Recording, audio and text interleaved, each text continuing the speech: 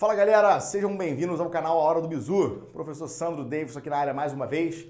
Vamos nesse vídeo resolver a questão mais difícil da prova do IME de 2007 para 2008.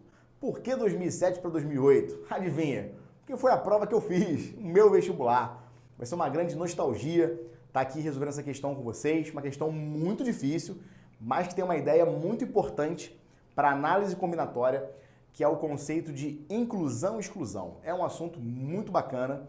Peço para você, cara, já gostou da ideia do vídeo? Já deixa seu like, se inscreve no canal, ativa o sininho para você não perder as notificações, comenta aqui embaixo, cara, coloque sua dúvida, o que você não entendeu no vídeo, dá sugestão, fala alguma coisa aí, cara. Fala onde você veio, escreve aí, pô, sou do Rio, sou da Bahia, sou do Acre, sou do Sul, fala, escreve aí, cara. Quero conhecer você, para que essa família da Hora do Bizu cresça cada dia mais e a gente possa entregar conteúdo de qualidade para cada vez mais pessoas nesse nosso Brasil, tá bom? Ajuda muito, cara, de verdade, ajuda muito os comentários, os likes que vocês deixam para a gente poder produzir cada vez mais conteúdo gratuito aqui no YouTube, tá bom? Vamos que vamos!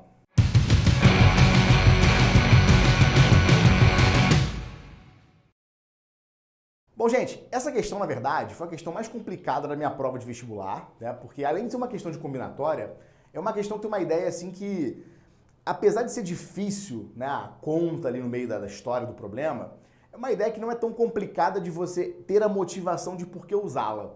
Né? Mas às vezes os alunos não usam essa ideia de inclusão e exclusão, que a gente vai comentar nesse vídeo aqui agora, porque às vezes as contas podem ficar muito grandes, ou ele pode se perder no que fazer. Então assim, é uma ideia muito maneira, tá? E eu vou te ensinar nesse vídeo aqui como usá-la na prática, a gente fazendo a questãozinha do vestibular do IME, tá bom? Vamos dar uma lida no enunciado? Vamos que vamos, vamos lá. O enunciado é o seguinte, pessoal, 5 equipes concorrem numa competição automobilística em que cada equipe possui 2 carros. Para a largada, são formadas 2 colunas de carros de lado a lado, de tal forma que cada carro da coluna da direita tem ao seu lado, na coluna da esquerda, um carro de outra equipe. Determine o número de formações possíveis para a largada. Qual é a história desse problema, gente? Imagina, por exemplo, uma corrida de Fórmula 1, tá? Que você tem 2 colunas de carros, né? E nesse caso aqui são apenas 10 carros, são 10 competidores. Esses 10 competidores são cada 2 de uma equipe, tá? Então tem 2 competidores da equipe A, 2 da B, 2 da C, 2 da D, 2 da E, beleza? O que a gente quer nesse problema? Colocar esses carros nessas 2 colunas, tá? De maneira que carros da mesma equipe não estejam posicionados lado a lado. Então repara que a restrição do problema ela é muito clara. Eu não quero que os 2 carros da mesma equipe estejam lado a lado. Pensa comigo, cara, o que é mais fácil você contabilizar? É mais fácil você contabilizar quando 2 carros da mesma equipe estão lado a lado ou quando eles não estão lado a lado? É muito mais fácil você contabilizar quando eles estão lado a lado, porque você trava a posição deles e o resto você pode colocar da maneira que você quiser. Então, nesse problema, faz muito mais sentido você contar aquilo que você quer pensando naquilo que você não quer, que é uma contagem complementar. E é justamente nessa ideia que o princípio de inclusão e exclusão ele vai aparecer, tá? Mas antes de usar o princípio de inclusão e exclusão, eu vou te mostrar de onde vem esse princípio, para que ele serve, tá? Se você não conhece o princípio, obviamente, vai ser uma aula maneira para você anotar, tá bom? Eu já usei esse princípio, inclusive, em uma aula que eu fiz aqui no canal para resolver também uma questão mais difícil da prova do IME, tá? Dá uma olhadinha aqui no card que vai aparecer para você clicar lá e depois você assistir essa aula que envolvia basicamente a contagem de funções sobrejetoras de um conjunto sobre o outro, tá? Então a gente vai entender o que é o princípio de inclusão e exclusão, por que ele é útil nesse problema e como a gente vai utilizá-lo, tá bom? Então vamos que vamos. Olha só, vou escrever aqui, ó, princípio de inclusão e exclusão. Princípio de inclusão e exclusão. Então tá bom. Olha só, gente, para que serve esse princípio? Essencialmente, o princípio de inclusão e exclusão, ele serve para você contabilizar o número de elementos de uma união de vários conjuntos, tá? Então imagina, por exemplo, eu tenho 3 conjuntos, 4 conjuntos, 10 conjuntos, tá? Cada um com as suas quantidades de elementos, cada um com interseções 2 a 2, 3 a 3 e que seja. E eu quero saber quantos elementos vai possuir a união de todos esses conjuntos, tá bom? Eu vou fazer o caso mais simples, né, que é o caso, não mais simples, mas o segundo mais simples, que é o caso para 3 conjuntos, e depois a gente vai estender esse raciocínio para mais conjuntos, tá bom? Então olha só, imagina, por exemplo, que eu tenho 3 conjuntos, tá? Um conjunto A1, conjunto A2 e um conjunto A3, tá bom? Olha só, gente, se a gente quer contabilizar quantos elementos estão numa união de conjuntos, eu quero saber quantos elementos pertencem a algum dos conjuntos. Pode ser exatamente um, pode ser exatamente dois, ou nesse caso aqui é exatamente 3 conjuntos, tá bom? Então eu quero saber, na verdade, quantos elementos estão em toda essa região aqui, tá? É isso que eu quero no problema, tá? Então olha só, como a gente faz para contabilizar o número de elementos de A1, união A2, união A3, tá? Acho que a primeira coisa intuitiva para você fazer aqui é você somar as quantidades de elementos de cada conjunto, ou seja, é você totalizar o número de elementos que pertencem a um conjunto. E aí quando eu falo pertencer a um conjunto, não é pertencer a exatamente um conjunto, é pertencer a um conjunto, tá? Por exemplo, quem está aqui nessa região que pertence aos 3, ele pertence a um conjunto, então é pelo menos um conjunto, tá? Então você somaria n de A1 mais n de A2 mais n de A3, beleza? Ok, só que aí, o que acontece? Existem algumas regiões que estão sendo contabilizadas várias vezes, ou seja, existem elementos que foram tomados 2 vezes. E que elementos são esses, gente? São elementos que pertencem a 2 conjuntos. Então, os elementos que pertencem a 2 conjuntos, quando você soma isso aqui, eles estão sendo contabilizados 2 vezes. O que você faz então? Você tira uma vez esses caras para que ele possa aparecer, configurar apenas uma vez nessa soma. Então, eu vou tirar as quantidades de elementos que pertencem a 2 conjuntos. Então, eu vou tirar as interseções 2 a 2. Então, estou tirando A1 interseção A2, A1 interseção A3, e agora eu vou tirar A2 interseção A3, tá? Só que, de novo, gente, quando eu tiro os elementos que pertencem a 2 conjuntos, tem uma galera que está sendo tirada mais uma vez, que é a galera que pertence aos 3 conjuntos, ou seja, os elementos que estão na interseção dos 3 conjuntos. Então, se essa galera foi retirada inadvertidamente, o que eu preciso fazer agora? Eu preciso recolocar essa galera. Então, você soma a quantidade de elementos que pertencem aos 3 conjuntos.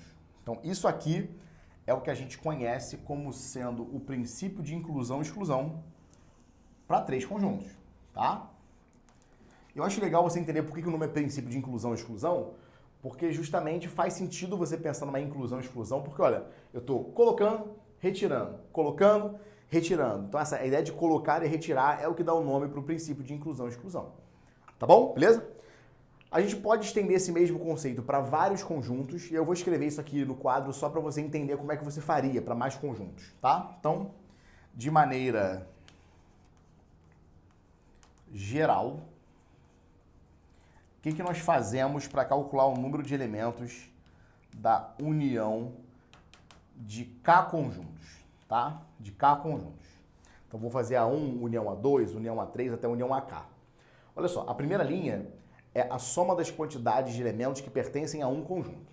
Então, o somatório de coisas do tipo n de A1, n de A2, n de A3 e por aí vai. Então, vai ser o somatório, tá? Um somatório de coisas do tipo n de AI, onde I varia de 1 até K, tá bom? Então, vou somar as quantidades de elementos que pertencem a um conjunto. A segunda linha é a subtração dos caras que pertencem a 2 conjuntos. Então, eu vou subtrair uma soma, né? Subtrair uma soma de conjuntos do tipo n de A1, na verdade AI, né? Interseção AJ, né? Onde tanto I quanto o J, eles começam em 1, eles são diferentes entre si, e eles vão até K. Então são coisas do tipo A1 interseção A2, A1 interseção A3, até AJ interseção AJ menos 1. Tá bom? Então você soma, subtrai, soma, subtrai, soma, subtrai, mais sucessivamente mais. Aí a história é a seguinte, cara. Esse camarada aqui, que foi o último cara que a gente colocou, ele ganhou um sinal de mais porque eram apenas 3 conjuntos. Se eu tivesse 4 conjuntos, eu ia colocar os elementos que pertencem a um conjunto, tirar os que pertencem a 2 conjuntos, colocar os que pertencem a 3 conjuntos e tirar os caras que pertencem a 4 conjuntos. Então, o último sinalzinho que iria aparecer aqui é um sinal de menos. Então, quando a quantidade de conjuntos é par, aparece um sinal de menos. Quando a quantidade de conjuntos é ímpar, aparece um sinal de mais. Como é que você faz essa troca para acontecer? Você bota um menos 1, elevado a um K mais 1, né? Porque são K conjuntos, se K for par, K mais 1 é ímpar. Aí se K mais 1 é ímpar, menos 1 elevado a ímpar vai dar negativo. Se o K for ímpar, K mais 1 dá par, menos 1 elevado a par dá um sinal positivo. Tá bom? Beleza? Então fica menos 1 elevado a K mais 1 vezes o quê? O número de elementos da interseção de todos os conjuntos. Então tá lá. Beleza? Obviamente que essa fórmula aqui não é uma fórmula para você decorar. A ideia do princípio de inclusão e exclusão é você entender que você soma, subtrai, soma, subtrai, soma, subtrai. Essa é a ideia do problema. Beleza? Ok. Bom, como é que a gente vai usar agora essa ideia da inclusão e exclusão no nosso problema dos carrinhos? Bom, vamos lá. Dos carrinhos, cara, o que acontece? Eu tenho 5 equipes, cada equipe tem 2 carros. Então, eu não quero que carros da mesma equipe ocupem as mesmas linhas. Eles não fiquem lado a lado. Então, o que nós vamos fazer?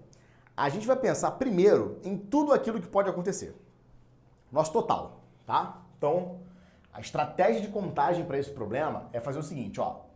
O que eu quero vai ser igual ao total menos aquilo que eu não quero. Tá bom? Parece uma grande bobeira o que eu estou escrevendo, mas de fato essa é a ideia que mata o nosso problema, né? Eu vou fazer tudo menos o que eu não quero e vou encontrar exatamente aquilo que eu quero. Tá bom? Bom, olha só, gente. O que vai ser o nosso total? O nosso total é o seguinte. São 10 carros? 10 carros diferentes entre si? Ah, mas as equipes não têm 2 carros? Ok. Mas é o piloto A e o piloto B. São 2 pilotos diferentes que estão navegando carros diferentes. Então são 10 carros distintos que a gente vai colocar de qualquer jeito nos casos totais. Então se são 10 carros para você trocar de posição da forma que você quiser, o total nesse caso é 10 fatorial, tá bom? Então total de casos possíveis, de reordenações possíveis desses carros nas 10 posições, 10 fatorial. Beleza. Agora vamos começar com aquilo que eu não quero. Bom, vamos lá. Primeira coisa que eu não quero é que 2 carros da mesma equipe estejam na mesma linha. Então vamos pensar no caso em que eu tenho 2 carros de uma equipe, né, posicionados na mesma linha. Então vamos pensar, ó. Uma equipe, tá? E detalhe, quando eu falo uma equipe, eu não estou falando exatamente uma equipe, estou falando uma equipe. Lembra da mesma ideia aqui da inclusão e exclusão, tá? Então vamos lá. Para a gente colocar 2 carros da mesma equipe lado a lado, a primeira coisa que eu tenho que fazer é escolher a equipe. Então eu tenho 5 equipes, eu posso escolher isso de quantas formas? Combinação de 5, escolhe 1. Ou simplesmente 5, tá? Tenho 5 equipes para escolher, eu vou escolher qual equipe vai ter os seus carros colocados lado a lado. Ok? Maneiro. Agora, qual é a segunda decisão? É posicionar essa equipe onde ela vai ficar. Eu tenho 5 possíveis linhas, né? Primeira linha, segunda linha, terceira linha, quarta linha, quinta linha. Então, eu vou escolher em qual linha ela vai ficar. Isso aí pode ser feito de quantas maneiras? De 5 maneiras. Pode ser? Bacana. Escolhi a equipe. Escolhi em que linha ela vai ficar. Agora, essa equipe tem 2 carros. Né? O carro A e o carro B, por exemplo. Carro 1, carro 2. Você pode ter carro 1, carro 2 ou carro 2, carro 1. Então, são 2 posições possíveis para você colocar esses carrinhos. Então, multiplica por 2. Vezes 2. Legal. E agora sobraram os outros carros que você pode colocar da maneira que você quiser. Então sobraram 8 carros que você pode permutar como você quiser. Então você multiplica isso aqui por 8 fatorial. Tá lá.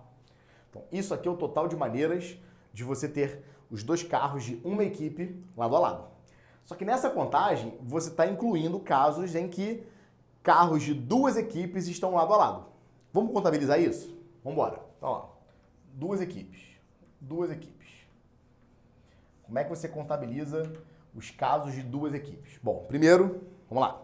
Se são 2 equipes que vão ter os seus carros lado a lado, a gente vai escolher as equipes. De quantas formas você pode fazer isso? Combinação de 5, 2 a 2. Das 5 equipes, a gente escolhe 2 para ficarem nas mesmas posições. Beleza.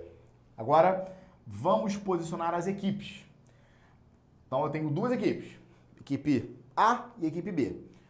A gente vai agora colocar essas equipes da maneira que a gente quiser entre as 5 filas. Ou seja, a gente vai arranjar essas equipes dentro de 5 posições. Que é o mesmo que pegar para o cara da equipe A, por exemplo, falar, equipe A, escolhe a posição que você quer. Ela vai ter 5 possibilidades. Depois pede para outro cara. E aí você agora, qual a que você quer? Qual é a posição que você quer? Ele tem agora 4 possibilidades de linha para se posicionar, que é 5 vezes 4. Isso aqui é a mesma coisa que o arranjo de 5, 2 a 2. Só que como eu não gosto de arranjo, melhor fazer 5 vezes 4, tá bom? Beleza. Agora, dentro de cada equipe, você pode ter carro 1, carro 2 ou carro 2, carro 1. Como são duas equipes, a gente vai multiplicar por 2 duas vezes. Então vai aparecer um 2 ao quadrado aqui.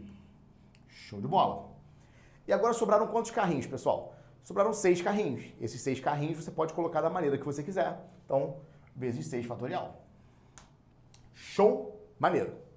Bom, agora, quando você contabiliza duas equipes estando posicionadas nas mesmas linhas, você está contabilizando casos em que 3 equipes estão ocupando as mesmas linhas. Tá? É a mesma história aqui do N de A1, que está contabilizando o N de A1 interseção A2, que também está contabilizando o N de A1 interseção A2, interseção A3. As interseções cruzadas aqui, elas estão aparecendo dentro dos casos. Então vamos agora contabilizar como que você poderia colocar 3 equipes juntas nas mesmas linhas. Vamos fazer a mesma história. Vou escolher 3 equipes para ficarem nas mesmas linhas. Então das 5 equipes que eu tenho, eu vou escolher 3. Beleza? Temos agora 3 equipes que vão escolher as posições, as linhas onde elas vão ficar dentro da conformação de 2 colunas. Então, eu tenho 5 possibilidades para a primeira, 4 para a segunda, 3 para a terceira. Que é a mesma coisa que o arranjo de 5 elementos tomados 3 a 3. Bacana demais. Só que dentro de cada equipe nós temos 2 carrinhos. Então, você pode ter carro 1, carro 2. Então, você multiplica por 2 dentro de cada uma das equipes para você permutar os carrinhos. Então, fica 2 ao cubo. E agora sobraram quantos carrinhos, pessoal? Sobraram 4 carrinhos, que você pode colocar da maneira que você quiser. Então, isso aqui vezes 4 fatorial. Só que, de novo, quando você contabiliza 3 equipes fazendo isso, você está incluindo os casos onde 4 equipes podem ficar nas mesmas linhas. Então, vamos contabilizar como a gente colocaria 4 equipes com seus 2 carros nas mesmas linhas. Como é que você faz isso? Combinação de 5 escolhe 4, para você escolher das 5 equipes quais são as 4 que vão ter os carros nas mesmas linhas. Aí você multiplica essa conta por 5 vezes 4 vezes 3 vezes 2, para você escolher as posições onde essas equipes vão ficar na configuração geral, tá certo? Multiplica isso aqui por 2 à quarta, porque cada uma das 4 equipes tem 2 carrinhos, então você pode ter carro 1 ou carro 2, carro 2, carro 1 para cada uma das 4 equipes. E vão sobrar 2 carrinhos que você pode colocar da maneira que você quiser. Então, isso aqui vezes 2 fatorial. Agora, dentro desse caso, a gente tem o nosso último caso. Que último caso é esse? É o caso onde você tem as 5 equipes que estarão ocupando as posições de maneira que os seus carros estejam lado a lado, tá? Então, como é que você faz isso nesse problema? Vamos terminar aqui a conta, tá? A gente faz combinação de 5 escolhe 5. Aqui não faz muito sentido escrever isso, porque a gente vai escolher as 5 equipes para ficarem lado a lado. Basicamente isso, tá? Então, essa conta aqui do combinação de 5 escolhe 5. Vou só colocar só para ser bonitinho, mas na verdade isso aqui é a mesma coisa que 1, tá certo? Agora a gente vai posicionar as 5 equipes da maneira que a gente quer. Então vai aparecer um 5 vezes 4 vezes 3 vezes 2 vezes 1, né? De forma bem análoga ao que apareceu antes, tá certo? Aqui estão as escolhas das posições das equipes entre as linhas. E agora você vai colocar os carros, né? A posição 1, posição 2 ou posição 2, posição 1. Então você multiplica isso aqui por 2 elevado à quinta. Pronto, é isso.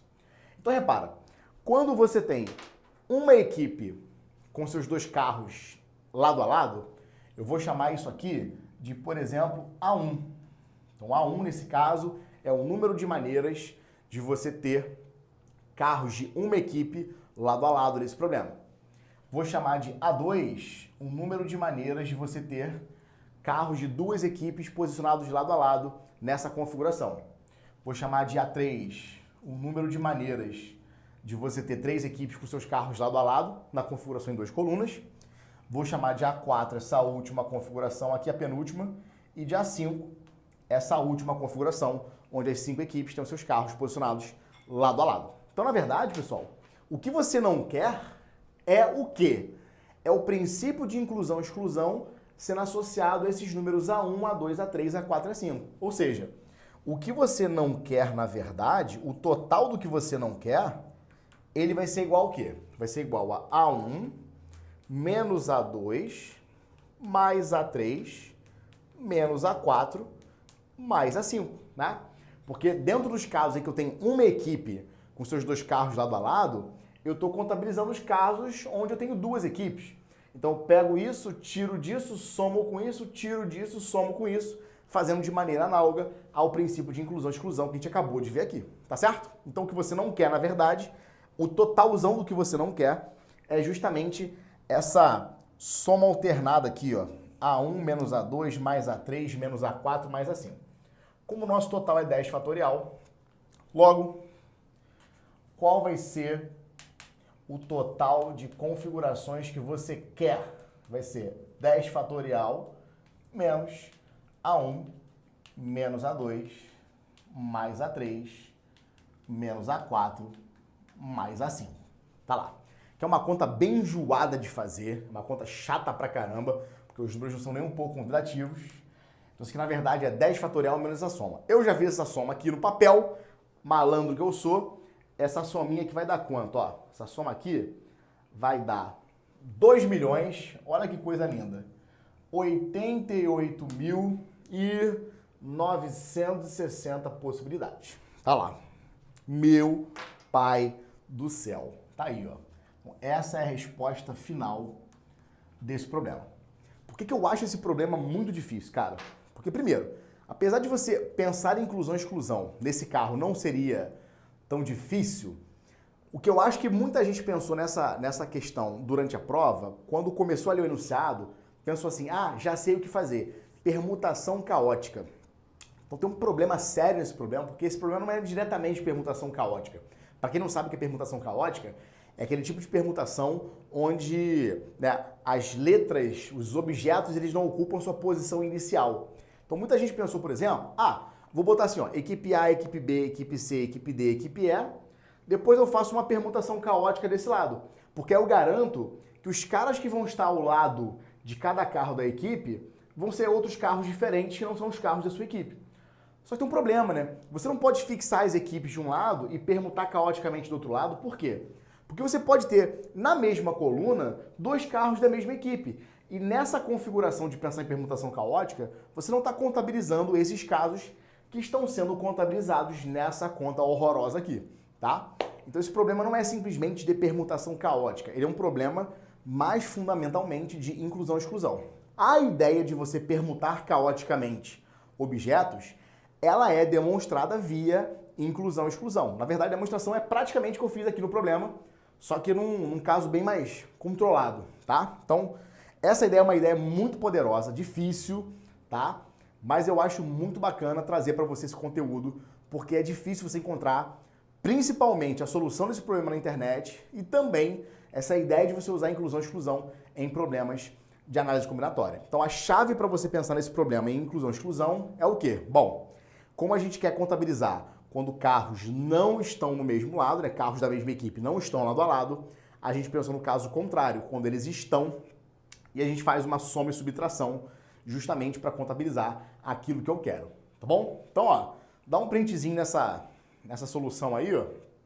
Se você curtiu, já deixa aquele seu like maravilhoso, se inscreve aqui no canal, tá? Cara, comenta aí o que você gostou, o que você não gostou, dá ideia de questão aí, pô. Pô, Sandro, dá pra fazer questão do ITA de não sei aonde, da FUVEST não sei da onde, do INDE não sei da onde? Cara, comenta aí, vamos que vamos. O canal aqui é de vocês, beleza? Tamo junto, grande abraço, valeu!